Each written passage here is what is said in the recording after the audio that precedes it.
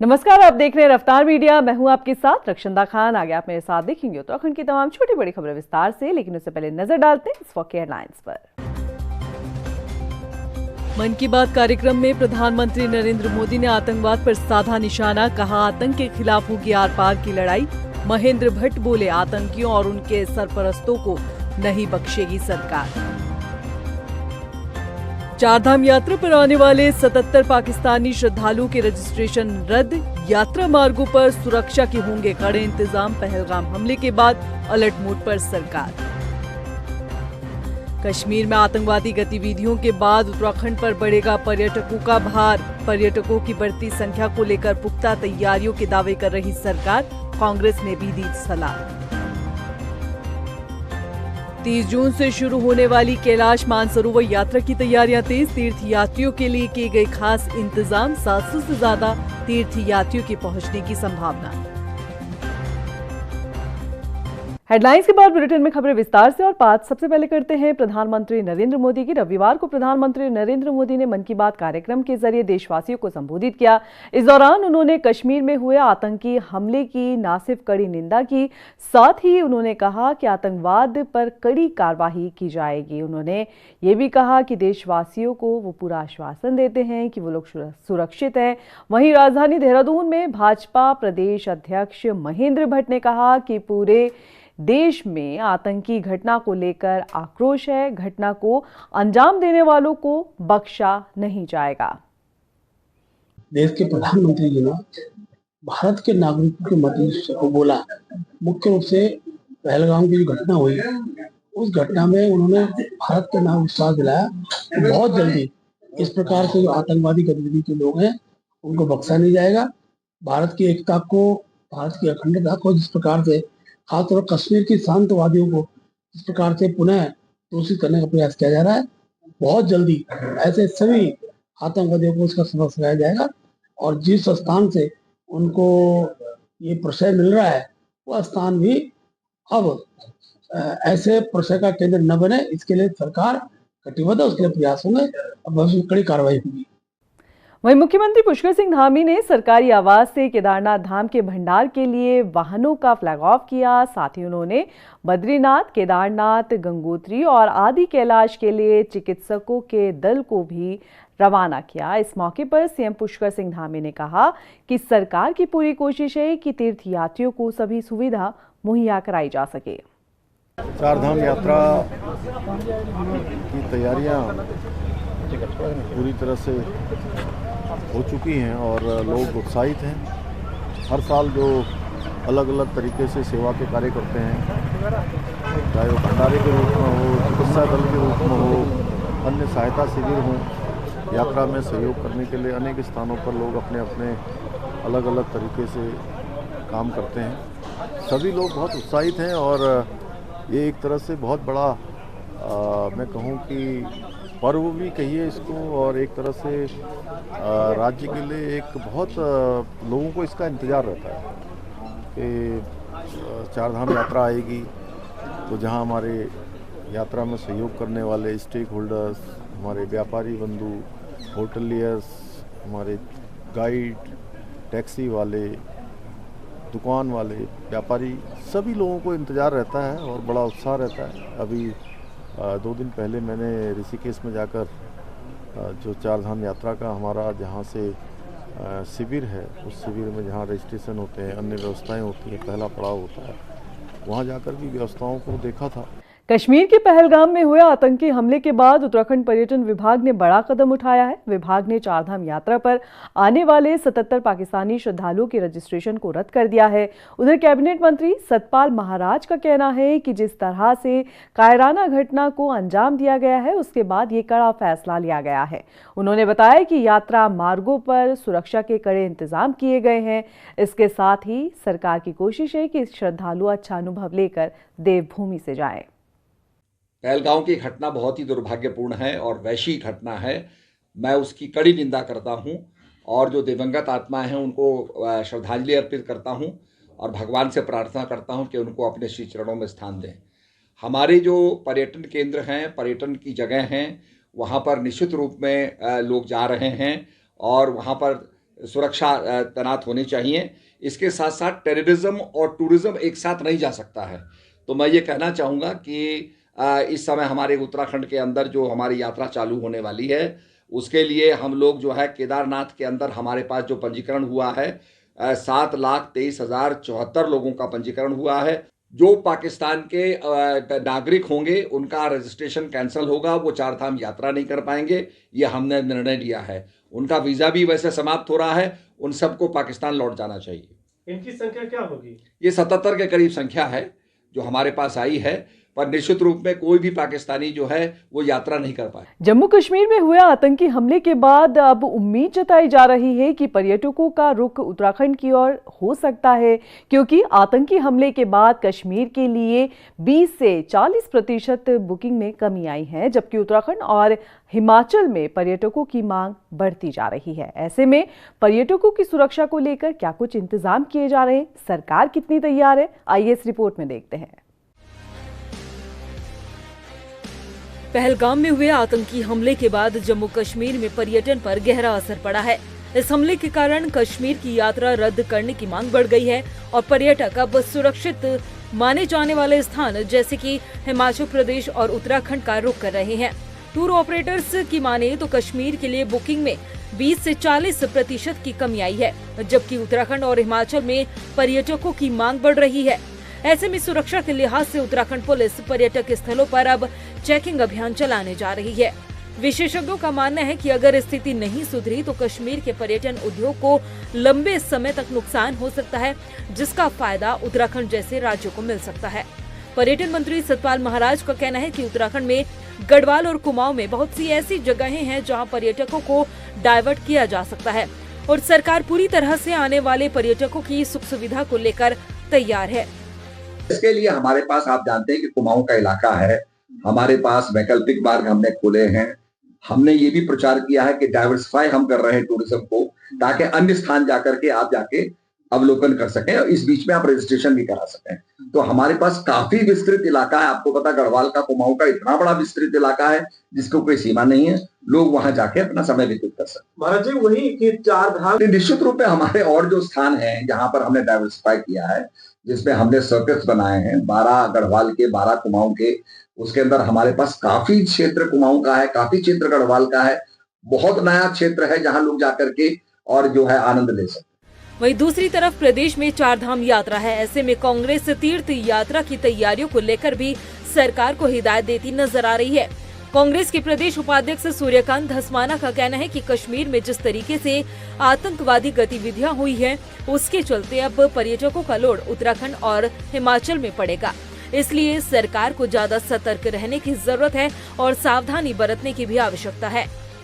देखिए, load bearing capacity होती है किसी भी शहर की, किसी भी सड़क की, किसी भी यात्रा रूट की, किसी भी डेस्टिनेशन की, और भार वहन क्षमता से अधिक अगर वहाँ लोग आते हैं तो कई तरह के खतरे, उनकी बोर्डिंग लॉजिंग का तो होता ही है, उनका नित्य जो कर्म करते हैं, शौच आदि करते हैं, वो तो परेशानियाँ होती ही हैं, खाने भोजन की परेशानियाँ होती ही हैं। लेकिन अगर कोई अचानक प्राकृतिक आपदा आ जाए तो उनका सेफ एग्जिट कैसे हो, ये भी जिम्मेदारी प्रबंधन की होती है और डिज़ास्टर मैनेजमेंट इसी को कहते हैं। इस समय राज्य की सरकार में चाहे पर्यटन तीर्थाटन का विभाग हो, चाहे राज्य का एडमिनिस्ट्रेटिव सेटअप हो, पुलिसिंग हो, राज्य का जो हमारा पर्यावरण को देखने वाली संस्थाएं हैं वो हों, उनको ये जरूर देखना है। पहलगाम आतंकी हमले के बाद अब पर्यटक उत्तराखंड और हिमाचल का रुख करेंगे। ऐसे में देखना ये होगा कि सरकार पर्यटकों की बढ़ती संख्या को लेकर आखिर क्या कुछ रोड मैप तैयार करती है। रफ्तार मीडिया के लिए देहरादून से सुशांत सिंह की रिपोर्ट। 30 अप्रैल को चारधाम यात्रा शुरू होने जा रही है, लिहाजा सरकार तैयारियों में जुटी है।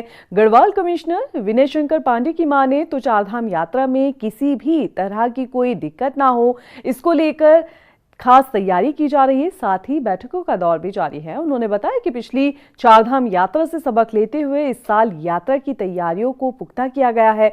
गढ़वाल कमिश्नर ने बताया कि इस साल यात्रा मार्गों पर सभी सुविधाएं उपलब्ध है। उन्होंने कहा जो मूलभूत सुविधा श्रद्धालुओं से जुड़ी है उस पर फोकस किया गया है। रोड कनेक्टिविटी के अलावा श्रद्धालुओं के ठहरने, खाने पीने और शौचालय की व्यवस्था को भी सुनिश्चित किया गया है।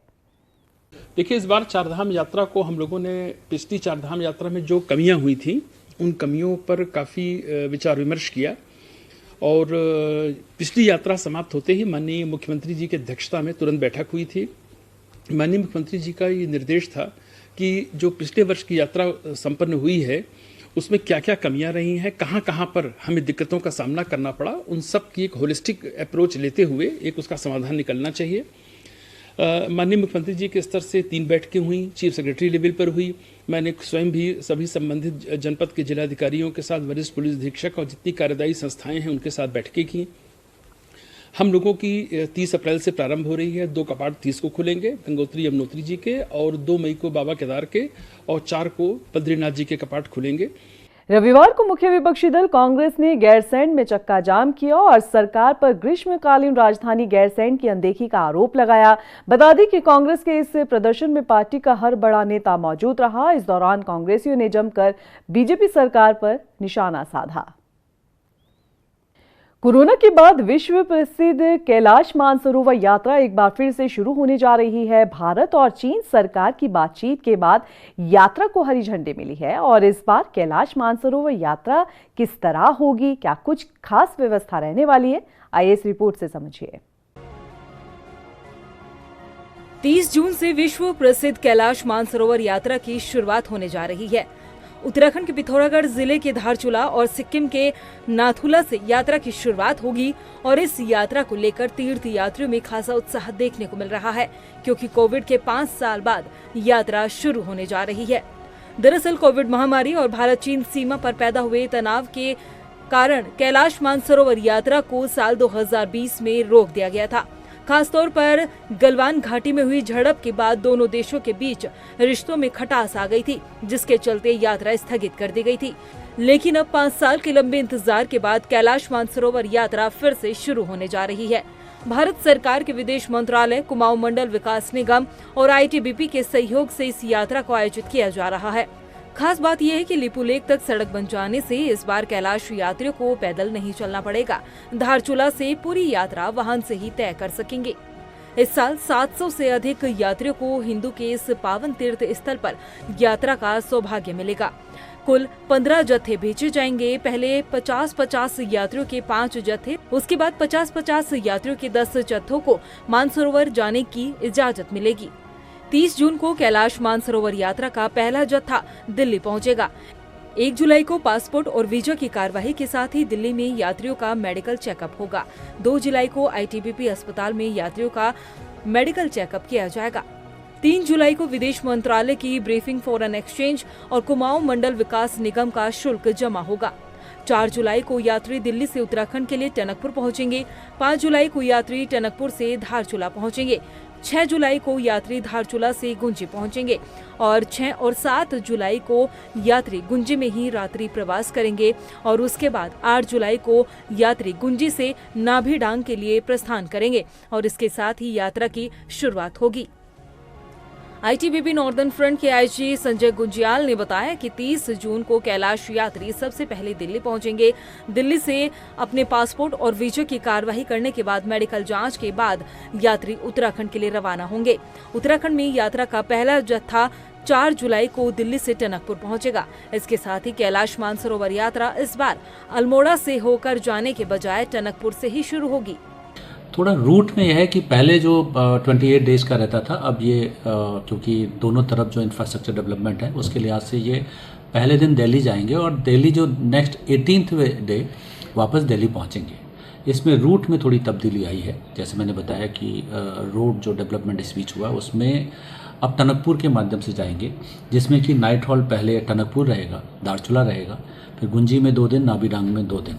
लेकिन लौटते समय जब 6 दिन हमें बॉर्डर क्रॉस करने में लगेगा और 6 दिन के बाद जब 8 दिन चाइना में रहने के बाद जब वापस आएंगे तो रूट जो पहला नाइट हॉल्ट है वो बुदी है। अब बुदी के बाद जो हमारे अल्मोड़ा और पिथौरागढ़ एरिया में चौकोरी, अल्मोड़ा, इन जगहों पे नाइट हॉल्ट होते हुए फिर यात्रियों को वापस 18वें दिन नई दिल्ली में लाया जाएगा। आईटीबीपी के IG northern front Sanjay Gunjyal ने कहा कि यात्रियों को हाई एल्टीट्यूड के लिए तैयार करने के लिए ही 2 दिन का स्टे गुंजी में रखा गया है। इसके बाद यात्री यहां से नाभी डांग होते हुए लीपू लेक पास पहुंचेंगे, जहां से वो फिर चीन में प्रवेश करेंगे।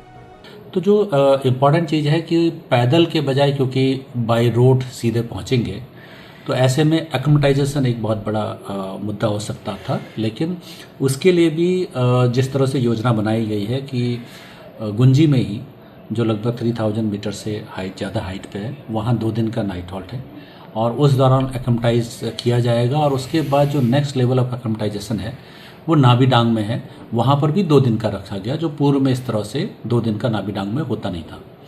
और उस दौरान मेडिकल चेकअप आईटीबीपी के जो मेडिकल टीम है, डॉक्टर्स है, वो अलग से नियुक्त किए जाएंगे, उनके द्वारा देखा जाएगा। और जो पूर्व में जो सिस्टम था कि आईटीबीपी बॉर्डर तक बेसिकली लीपू लेक पास तक लेकर जाती है और वहाँ से हैंडओवर करती है चाइनीज़ गवर्नमेंट को, तो ये इस बार भी किया जाएगा। आपको बता दें कि कैलाश मानसरोवर यात्रा पहले 22 से 25 दिन की यात्रा हुआ करती थी, लेकिन अब ये यात्रा 18 दिन में ही पूरी होगी। यात्रियों की सुरक्षा के लिए जगह जगह आईटीबीपी तैनात रहेगी। भारत चीन बॉर्डर पर आईटीबीपी के द्वारा ही यात्रियों को पूरी सुरक्षा दी जाती है।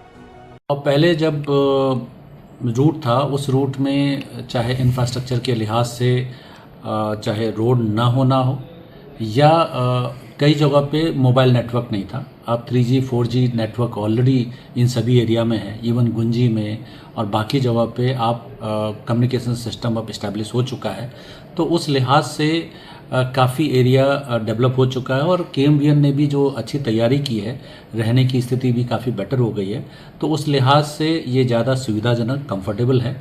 और इस बार क्योंकि काफ़ी सालों बाद किया जा रहा है, तो पूर्व में 18 बैचेज जाते थे और बड़े बैच होते थे। इस बार इनिशियल स्टेज में MEA के द्वारा इसमें 5 बैचेस का ही प्लान किया है और 4 जुलाई से ये स्टार्ट किया जाएगा। कैलाश मानसरोवर यात्रा शुरू होने के बाद कहीं न कहीं भारत और चीन के संबंध अच्छे होने की उम्मीद जताई जा रही है। इसके साथ ही अब चीन भारत से उत्पादों का आयात बढ़ाने के लिए तैयार है। रफ्तार मीडिया के लिए देहरादून से हिमांशु चौहान की रिपोर्ट। पहलगाम में हुए आतंकी हमले के विरोध में जगह जगह पर प्रदर्शन हो रहे हैं। आपको बता दें कि राज्य के कई हिस्सों में लोगों के अंदर पाकिस्तान को लेकर आक्रोश है और इसी कड़ी में दिनेशपुर में बजरंग दल के कार्यकर्ताओं ने पाकिस्तान के झंडे को सड़क पर बिछाकर उसे पैरों तले रौंदा। आपको बता दें कि इस झंडे को चिपकाया गया और इस पर पाकिस्तान मुर्दाबाद का नारा लिखा गया था। दिन भर इस पर हजारों वाहन गुजरते नजर आए।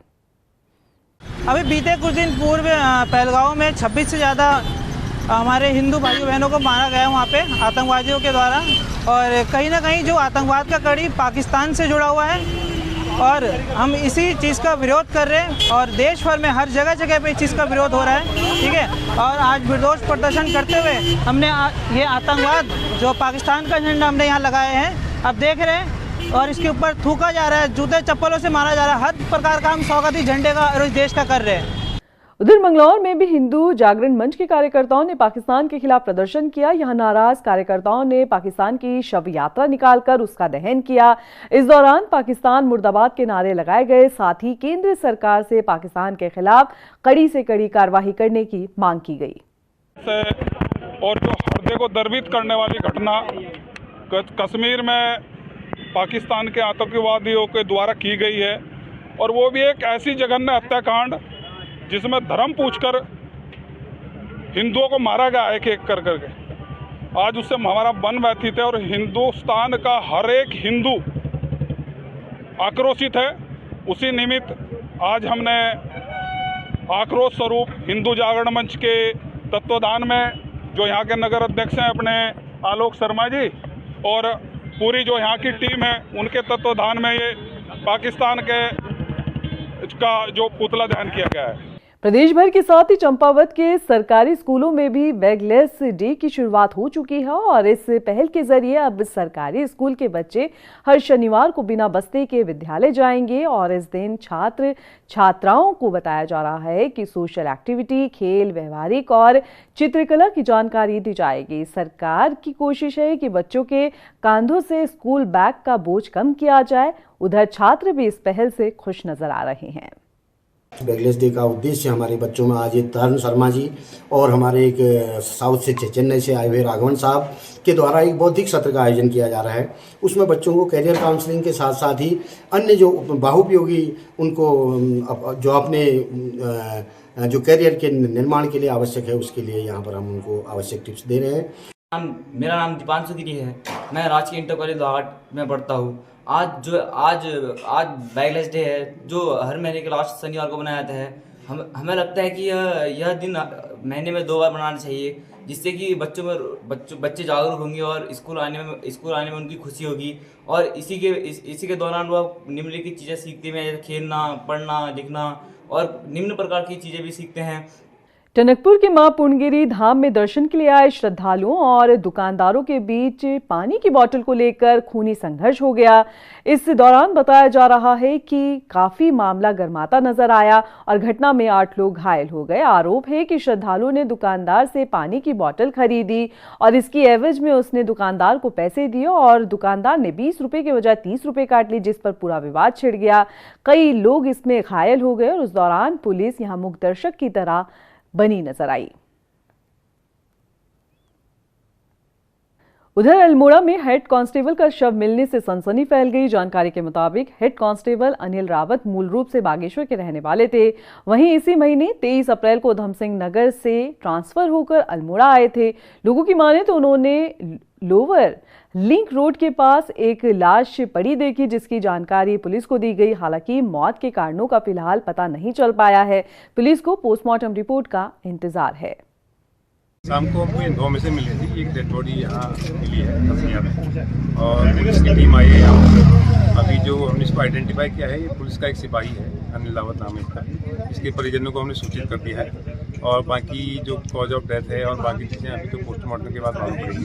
फॉरेंसिक टीम हमने बुला ली है, तो इसके बाद ही बाकी जो तथ्य है उसके बाद ही वो मालूम पड़ेगा। रुड़की में चाकू की नोक पर नाबालिग के साथ दरिंदगी को अंजाम दिया गया है। बता दें कि मामले की गंभीरता को देखते हुए पुलिस ने पीड़ित परिवार की शिकायत पर 2 आरोपियों को गिरफ्तार किया। वहीं बता दें कि ये घटना सिलियार गांव की बताई जा रही है। परसों गंगनहर थाना क्षेत्र में एक सूचना प्राप्त हुई। एक पीड़िता पुलिस के पास पहुंचे अपने परिजनों के साथ कि 2 लोगों ने उसके साथ गलत कार्य किया, तो इमीडिएट मुकदमा दर्ज करके उनकी खोजबीन की गई। तो दोनों लोगों को अरेस्ट करके आज उनको रिमांड पे लिया जा रहा है। पीड़िता का जो आगे मेडिकल और कोर्ट में बयान वाली प्रोसेस है वो शुरू की गई है। फिलहाल के लिए इस बुलेटिन में इतना ही। मुझे दीजिए इजाजत। नमस्कार। मन की बात कार्यक्रम में प्रधानमंत्री नरेंद्र मोदी ने आतंकवाद पर साधा निशाना, कहा आतंक के खिलाफ होगी आर पार की लड़ाई। महेंद्र भट्ट बोले आतंकियों और उनके सरपरस्तों को नहीं बख्शेगी सरकार। 4 धाम यात्रा पर आने वाले 77 पाकिस्तानी श्रद्धालुओं के रजिस्ट्रेशन रद्द। यात्रा मार्गों पर सुरक्षा के होंगे कड़े इंतजाम। पहलगाम हमले के बाद अलर्ट मोड पर सरकार। कश्मीर में आतंकवादी गतिविधियों के बाद उत्तराखंड पर बढ़ेगा पर्यटकों का भार। पर्यटकों की बढ़ती संख्या को लेकर पुख्ता तैयारियों के दावे कर रही सरकार। कांग्रेस ने भी दी सलाह। 30 जून से शुरू होने वाली कैलाश मानसरोवर यात्रा की तैयारियां तेज। तीर्थ यात्रियों के लिए किए गए खास इंतजाम। 700 से ज्यादा तीर्थ यात्रियों के पहुंचने की संभावना।